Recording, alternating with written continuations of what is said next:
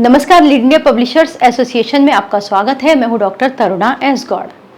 Election के दौरान media अचानक इतना क्यों बढ़ जाता है, ऐसा लोगों ने पूछा है। दरअसल मीडिया बढ़ नहीं जाता, मीडिया बहुत ज्यादा एक्टिव हो जाता है। और जमाना क्योंकि आजकल डिजिटल प्लेटफॉर्म्स का भी है, तो वो भी फील्ड में निकल जाते हैं और पब्लिक की ओपिनियन लेना शुरू कर देते हैं। इसके अलावा बहुत सारे मीडिया स्पेशली इंटरव्यूज कंडक्ट करने लगते हैं। जितने भी रजिस्टर्ड मीडिया हैं वो कैंडिडेट से मिलते हैं, उनके प्लान्स बताने लगते हैं, पब्लिक को रूबरू कराने लगते हैं। तो कुल मिलाकर पूरे देश में एक राजनीतिक हलचल होती है जिसको कवर करने के लिए मीडिया एक्टिव हो जाता है। इसके अलावा विज्ञापन मिलने के भी चांसेस बहुत ज्यादा हो जाते हैं। जैसा कि हमने आपको पहले भी बताया था कि जो विज्ञापन होता है वो मीडिया का फूड होता है।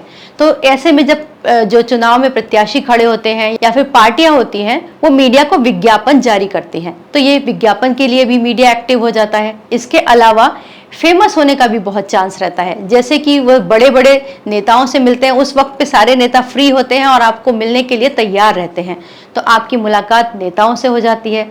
इसके अलावा गुड रिलेशंस, जब वो जीत जाते हैं तो आपके उस समय जो आपका चुनाव के दौरान आपने उनसे मुलाकातें की होती हैं वो आगे काम आती हैं। तो कुल मिला के गुड रिलेशंस भी बन जाते हैं। तो मीडिया इस अवसर को खोना नहीं चाहता और वो प्रॉपरली एक्टिव हो जाता है।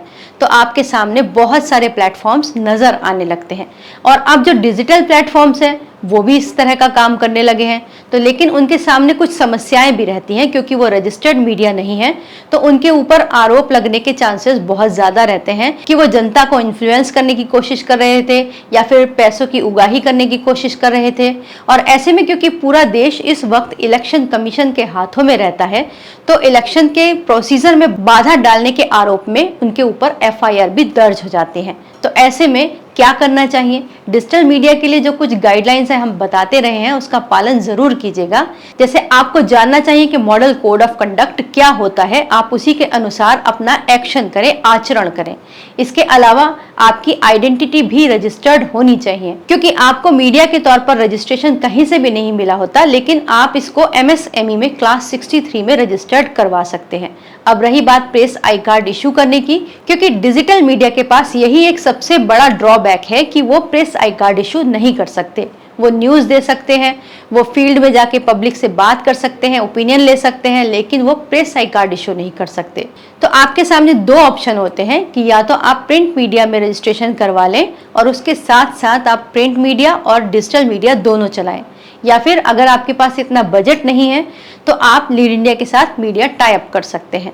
टाई अप करने के बाद भी आपकी पूरी आइडेंटिटी बनी रहती है, आप अपने ही नाम से काम करते हैं फील्ड में, और बल्कि आपको एक ऑर्गेनाइजेशन का सपोर्ट मिल जाता है। अगर आपके सामने फील्ड में कोई भी परेशानी आती है तो आपको एक रजिस्टर्ड मीडिया का सहयोग मिला रहता है। तो इस तरह से आप भी फील्ड में काम कर सकते हैं। दूसरा, गाइडलाइंस की बात जो हम कर रहे हैं, आपको जानना चाहिए प्रेस काउंसिल ऑफ इंडिया की गाइडलाइंस को।